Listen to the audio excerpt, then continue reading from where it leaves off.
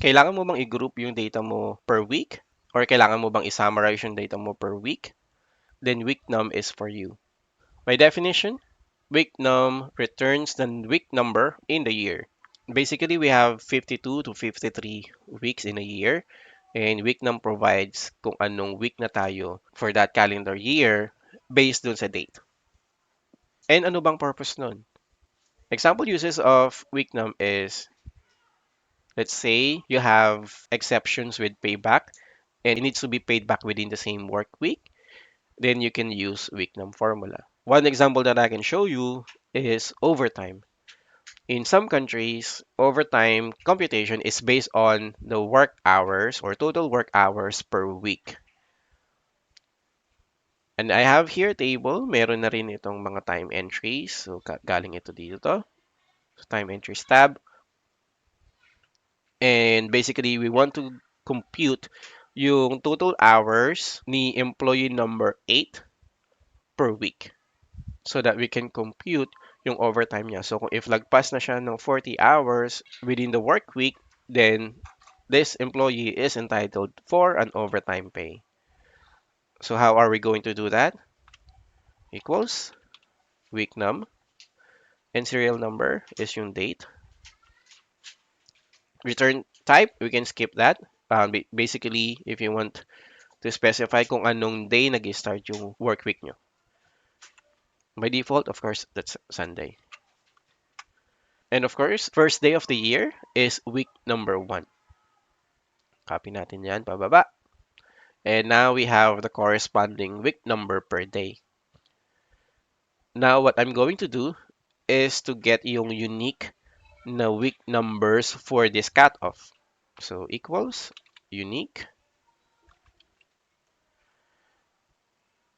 And then yung array natin for the week num. And there you go. So, we have 3 weeks for this cutoff. And as you can see, meron na akong formula dito to compute or to sum yung work hours per week. And as you can see, for the first week, meron siyang 44 hours. So, the employee is entitled for 4 hours of overtime. The second week, 63 hours. So, that's 23 hours of overtime.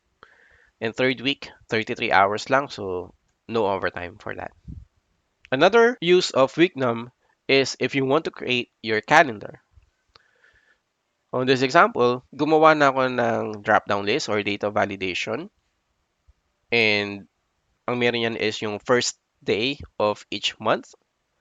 So basically, we want to get yung first Sunday of the week nung first day of the month that we selected.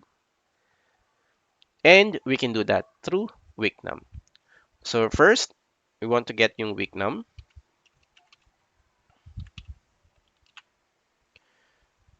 And that's first day of August.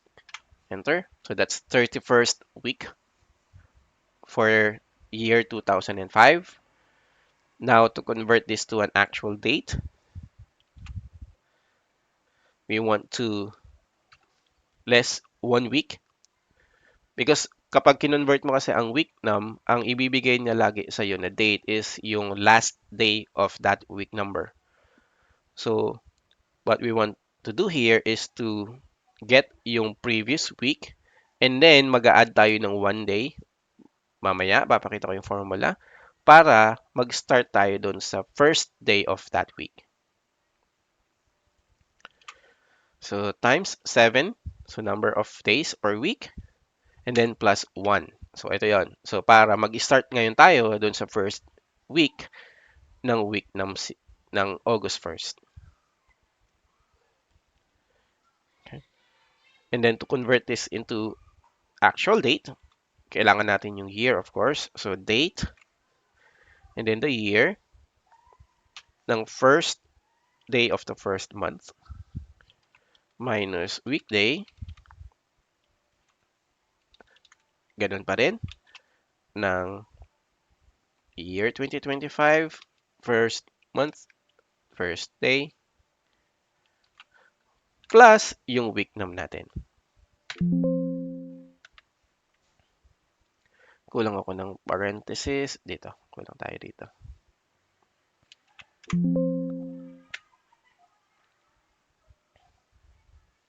Sobra naman ng comma. There you go. So, pakita muna natin yung result niya for the day. So, 7/27/2025 is yung first Sunday within the week of August 1st. So, validate natin yan dun sa calendar natin. Tama. So, July 27 is the first Sunday of August 1st, or the week of August 1st. Now, to create a calendar, we will use sequence. Number of rows, 6. That's the maximum number of weeks per calendar. If mali, then you can change that to either 7 or 5. And then columns natin.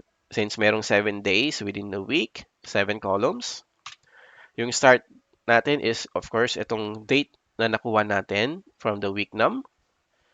Ang step is 1 day. So we want to add 1 day per interval. Close and enter. And there you go. So if we change the format of this to short date, you'll see na mag-add siya ng 1 day per column and then 7 days per week. Now, of course, sa calendar, we only want the number. So let's change the format of this. Custom. And then yung D lang. Tira lang natin yung D for the date. And there you go. So another thing that we want to do is to remove yung mga days from the previous month and the next month. To do that, we will do conditional formatting, manage rules, new rules, use a formula to determine which cells to format. And ang formula natin is month of each cell. So relative lang dapat. Is not equals to month nung selected natin na date, which is nasa C1. And dapat yan absolute. And ang format na gusto natin is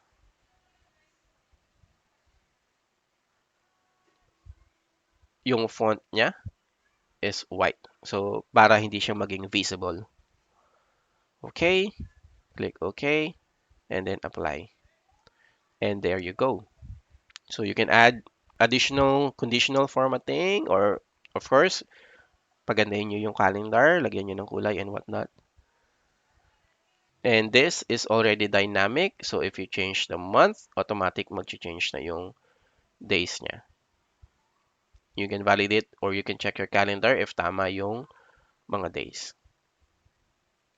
Ayun lang. I hope I was able to explain it properly. If you have questions, please comment on the video.